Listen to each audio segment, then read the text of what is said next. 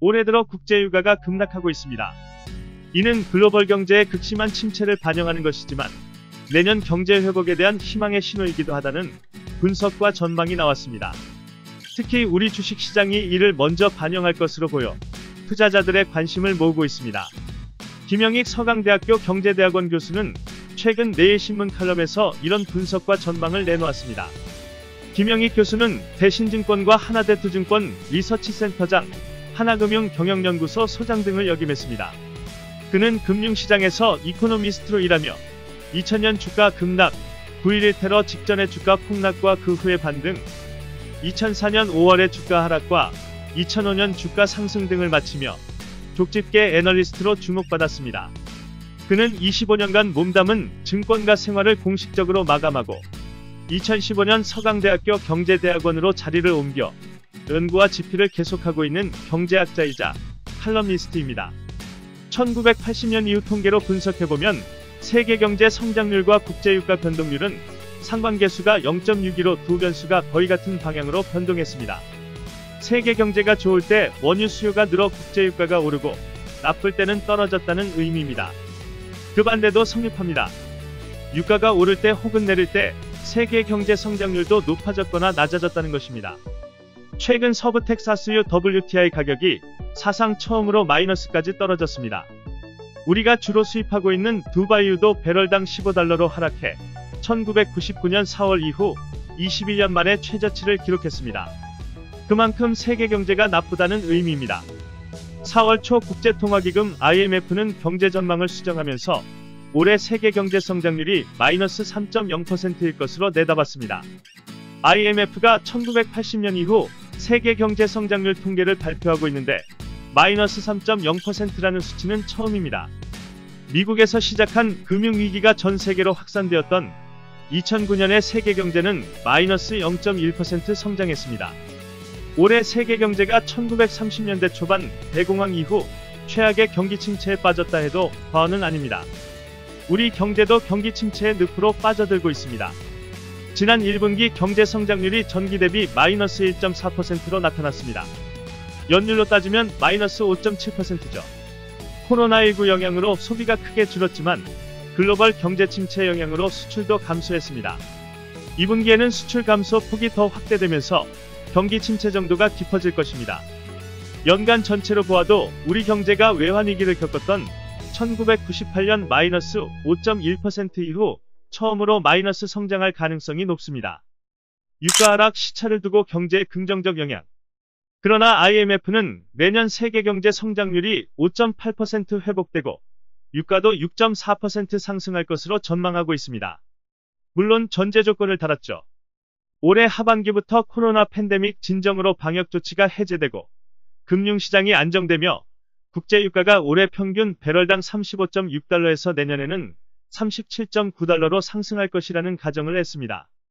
유가 하락은 시차를 두고 수요와 공급 측면에서 경제에 긍정적 영향을 줍니다. 우선 수요 측면에서 유가 하락은 직접적으로 다른 소비 지출을 증가시킵니다. 단순한 예를 들어보겠습니다. 어떤 가게가 매월 100만 원을 지출하는데 이 중 유류비가 10만 원이라 해보죠. 유가 하락으로 유류비 지출이 5만 원으로 떨어졌다면 이 가게는 그 돈으로 다른 상품을 구입할 수 있습니다.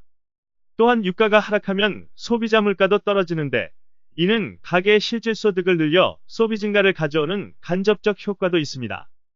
유가 하락에 따른 소비 지출 증가는 경제의 총수요 곡선을 우측으로 이동시키게 됩니다. 다른 한편으로 유가가 하락하면 기업의 생산 비용이 낮아지기 때문에 공급 곡선도 우측으로 이동하게 됩니다. 그래서 유가가 하락한 다음에는 물가가 안정된 가운데 경제 성장률이 올라갔습니다. 하나의 통계 분석 기법인 벡터자기 회귀 모형 VAR로 국제유가가 우리 경제 성장률에 미치는 영향을 분석해 보았습니다. 분석 기간은 2000에서 2019년이고 모형에 포함된 변수는 국제유가, 소비자 물가 상승률, 국내 총생산 GDP 성장률입니다. 이에 따르면 국제유가가 10% 하락했을 때 1년 후 소비자 물가 상승률은 0.03%포인트 하락했고 GDP 성장률은 0.04%포인트 상승했습니다. 2년 후 경제 성장률은 0.08%포인트 증가의 유가 하락 효과가 더 크게 나타났습니다. 이런 분석으로 밀어보면 우리 경제는 내년 이후에는 어느 정도 회복될 것입니다. 물론 코로나19가 진정되고 각종 경제활동이 재개되어야 한다는 전제 조건 아래서죠. 주식시장이 먼저 반응할 것입니다. 국제유가 두바이유와 우리 주가 코스피는 거의 같은 방향으로 움직여왔습니다. 2000년 이후 상관계수가 0.66이었습니다. 그 이유는 우리 경제의 높은 수출 의존도에서 찾을 수 있습니다. 지난해 기준으로 보면 총 수출이 우리 GDP에서 차지하는 비중이 43%였습니다. IMF 전망처럼 내년 세계 경제가 회복되면 유가가 상승하고 우리 수출도 증가하면서 주가도 오를 것입니다. 화학 운수장비 업종 탄력성 높아 현재 두바이유 가격은 배럴당 20달러 안팎에서 움직입니다. 이는 2000년 이후 평균 62달러보다 크게 낮은 수준이죠.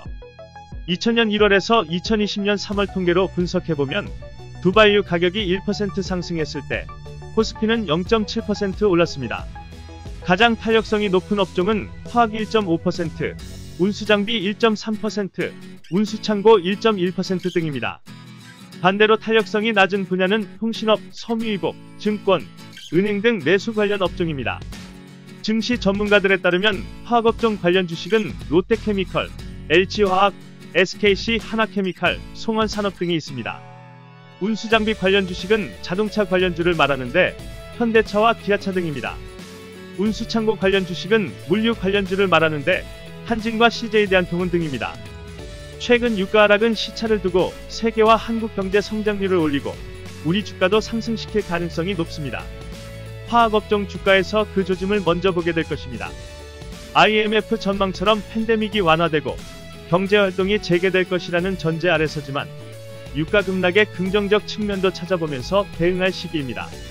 하지만 방역당국의 우려처럼 올 가을이나 겨울 코로나가 다시 유행하게 되면 세계 경제는 대공황급에 직면하게 됩니다. 끝까지 시청해주셔서 감사합니다. 공감하셨다면 좋아요와 구독을 꼭 눌러주세요. 구독과 좋아요 버튼을 눌러주세요.